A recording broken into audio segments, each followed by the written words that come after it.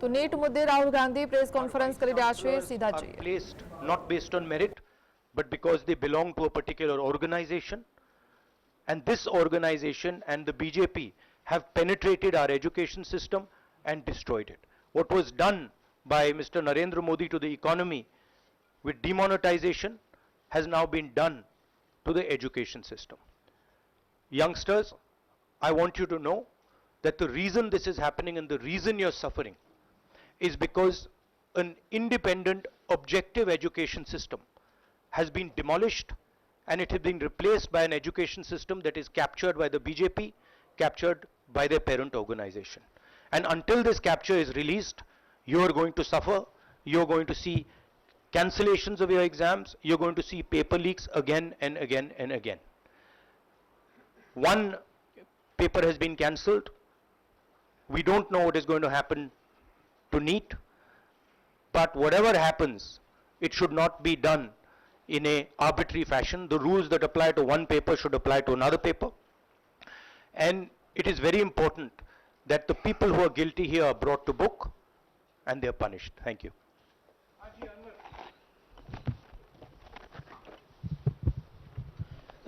Sir, सोमवार से संसद का सत्र शुरू हो रहा है, तो क्या आप निजी तौर पर लोकसभा में इस विषय को उठाएंगे और आप यह मांग करेंगे कि प्रधानमंत्री मोदी खुद सदन में आकर जवाब दें इस विषय पर, क्योंकि ये छात्रों के भविष्य से जुड़ा विषय है? हाँ, बिल्कुल, सिंपल क्वेश्चन. हाँ, उठाएंगे, पार्लियामेंट हाउस में उठाएंगे.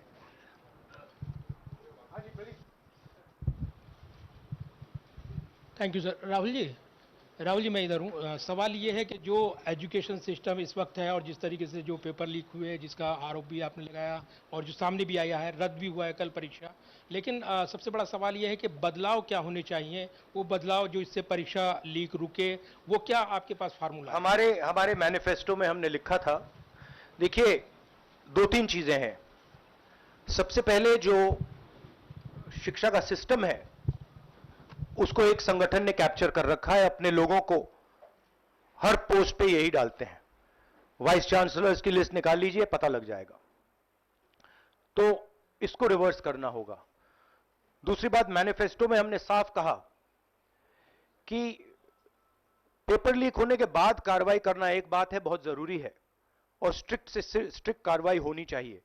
मगर हमने यह भी कहा था कि पेपर लीक होने से पहले जो सिस्टम्स हैं, जो यूनिवर्सिटी के एग्जाम्स के रूल्स हैं, सिस्टम्स हैं, इनको फिर से असेस करना पड़ेगा, इनको स्टडी कर कर रीडिजाइन करना पड़ेगा. ये दोनों काम हमने अपने मैनिफेस्टो में साफ लिखे हैं, और विपक्ष दबाव डालकर ये दो काम सरकार से करवाने की कोशिश. महत्वपूर्ण समाचार पर नजर કરીએ તો નીટની પરીક્ષા મામલે રાહુલ ગાંધીનું નિવેદન સામે આવ્યું છે. તો રાહુલ ગાંધીએ પત્રકાર પરિષદ સંબોધી નીટની પરીક્ષા પેપર લીક થયું છે તેવું નિવેદન આપ્યું છે. નીટની પરીક્ષાનું પેપર લીક કરવામાં આવ્યું છે. દોષિતો સામે કડક કાર્યવાહી કરવામાં આવે તેવું રાહુલ ગાંધીએ માંગ કરી છે. It's a profound national crisis. It's an economic crisis. It's an educational crisis. It's an institutional crisis. So, but I don't see any response. I don't even see the capability of a response. Right? So, हाँ, नहीं, 1 second. Bihar का भैया हमने कहा है कि inquiry होनी चाहिए, और जो भी जिन्होंने भी पेपर लीक कराया है उनके खिलाफ कार्रवाई होनी चाहिए. राहुल जी, चूंकि ये मामला नेशनल लेवल पे भी एग्जाम्स में हो रहा है, स्टेट लेवल्स में भी एग्जाम्स में कई जगह इस तरह के पेपर लीक की घटनाएं होती है और करोड़ों छात्रों का जीवन अधर में लटक जाता है. आपको लगता है कि एक सख्त कानून बनाने की जरूरत है संसद में कि इससे निपटने के लिए? कैसे होगा, क्योंकि छात्रों का जीवन सख्त कानून आफ्टर द फैक्ट है, वो होना चाहिए. मगर अगर आप मेरिट के बेसिस पर लोगों को नहीं जॉब देंगे, अगर आप आइडियोलॉजिकल लोगों को वाइस चांसलर बनाएंगे, इनकेपेबल लोगों को वाइस चांसलर बनाएंगे, एग्जाम्स के जो स्ट्रक्चर्स हैं, एग्जाम लेने के स्ट्रक्चर्स हैं, उनमें आप आइडियोलॉजिकल लोगों को डालेंगे, तो ये काम होगा. ये इसका सबसे बड़ा कारण BJP and its parent organisation ने जो कैप्चर किया है, ये है.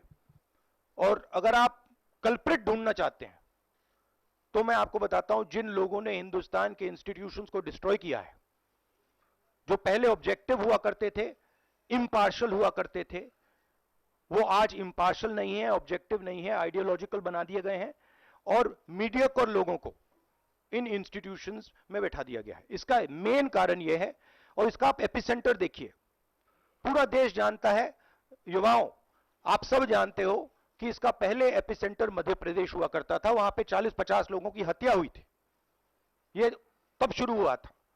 आप जानते हो कि गुजरात में, उत्तर प्रदेश में और मध्य प्रदेश में इन चीजों का एपिसेंटर है।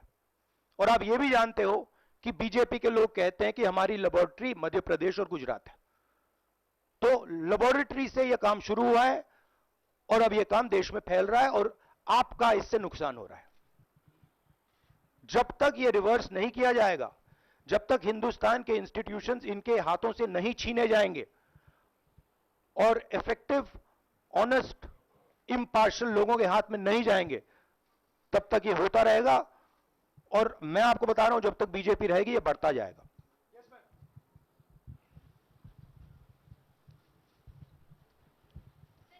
सर एनटीए के अंदर सारे एग्जाम्स आने लग गए हैं, नीट भी, नेट भी, और इवन कॉलेज एडमिशन्स भी उसी पे हो रहे हैं। तो आपको लग रहा है ट्रांसपेरेंसी कहीं ना कहीं वहीं ख़त्म हो जा रही है, क्योंकि वो एक एजेंसी जो है वही सारा कंडक्ट करा रही है। तो आपने पार्लियामेंट में इस मुद्दे को उठाने को सोचा है कि एनटीए को कहीं ख़त्म करने की ज़रूरत है या बदलाव करने की ज़रूरत है? नहीं, देखिए, अगर हिंदुस्तान में बहुत सारे ऑनेस्ट लोग हैं, बहुत सारे ऑब्जेक्टिव लोग हैं, अगर ऑब्जेक्टिव लोगों को, ऑनेस्ट लोगों को आप ये काम दोगे, पेपर लीक नहीं होगा। अगर आप मीडियोकर लोगों को राजनीतिक बेसिस पे, आइडियोलॉजिकल बेसिस पे चुन के करोगे तो ये काम होगा। और ये मैं कह रहा हूं, दोहराता जा रहा हूं कि हर हिंदुस्तान की हर संस्था को कैप्चर कर रखा है, लीगल सिस्टम को, ब्यूरोक्रेसी को, इंटेलिजेंस एजेंसीज को, इन्वेस्टिगेटिव एजेंसीज को, एजुकेशन सिस्टम को।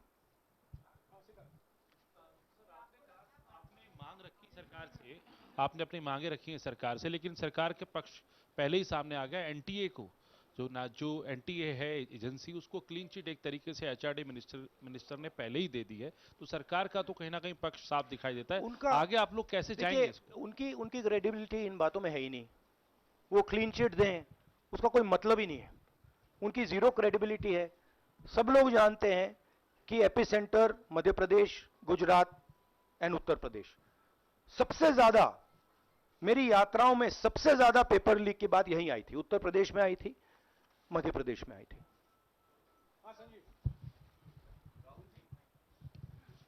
Rahul ji, NTA has conducted one test and which has been cancelled. The other is under doubt, and the court is looking into it. Would you say that the agency like NTA is incapable of conducting such examinations, because two main examinations, and I want it to be disbanded or something? No, I would say that if you let people who know how to run these things and you promote people based on merit, there are multiple ways in which you can do exams successfully. If on the other hand, you are constantly posting people who are mediocre, who do not have the skills to do these jobs, and you're posting them simply because they come from your same ideology, no system is going to work. You can change whatever system you want. If the people who are being put into that system are mediocre and being put in for the wrong reasons, it is never going to work. Sir, Last question. Sir, NEET, specifically on NEET examination, there is of course investigation that is going on, but the scheduled counseling session is not been delayed. It is going to happen as per schedule. So do you think that this is a mere eyewash when it comes to the investigation, saying that investigation bhi ho rahi hai, but then they are not delaying the Look, session? they can eyewash whatever they want, but they are going to get such pressure from the opposition that they're going to think twice about whatever they're doing, because we are not going to allow this type of activity to be done as far as our students are concerned. Our students sit there, they work, they spend months, they dream about these exams for years, they spend huge amount of money, So the opposition is simply not going to allow any of this eyewash that is taking place. We will make sure that we put so much pressure on them that this issue is resolved.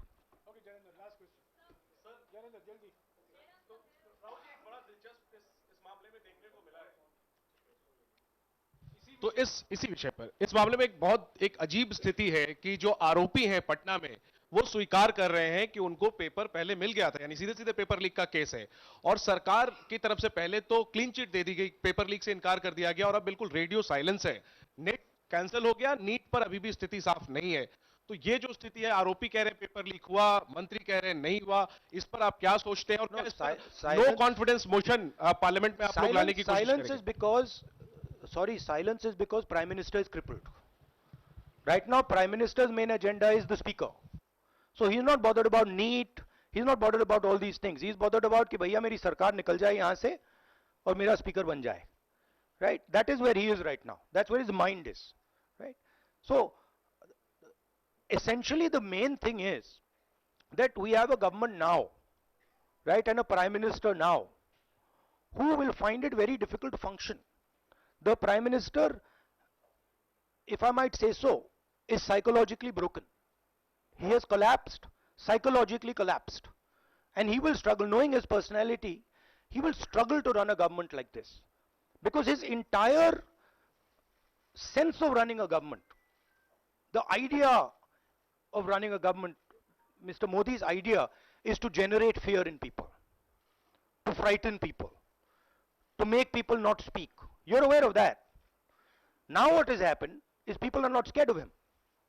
And you saw the other day, I think somebody in Varanasi itself threw a chappal on his car. Right? So it's very clear. The basic concept of Modi has been destroyed in this election. If we were faced with if right now you had a Vajpayee ji or a Manmohan Singh ji, they might be able to survive what they are faced with. Because there is humility, there is conciliation, there is respect. But Narendra Modi does not believe in any of these things. Narendra Modi believes my way or the highway. And now suddenly he's found that earlier there were Congress people who were not scared of him. Now nobody in the country is scared of him. Right? So psychologically it's almost a fatal blow for the Prime Minister. And he's going to really struggle. And of course, now we have a stronger opposition. So it's going to be interesting and quite a lot of fun. Thank you. देखिए क्या हुआ, आपने जो नरेंद्र मोदी जी का जो concept था और वो गुजरात में शुरू हुआ था, गुजरात से वो गुजरात मॉडल फिर वो नेशनल लेवल पे लाए। कॉन्सेप्ट क्या था? कॉन्सेप्ट था मार्केटिंग, हजारों करोड़ रुपए की मार्केटिंग और डर, एजेंसी का डर, मीडिया का डर, सरकार का डर। अब हुआ क्या? अब देश में कोई उनसे डरता ही नहीं है। मतलब एक तरीके से रिडिक्यूल करते हैं।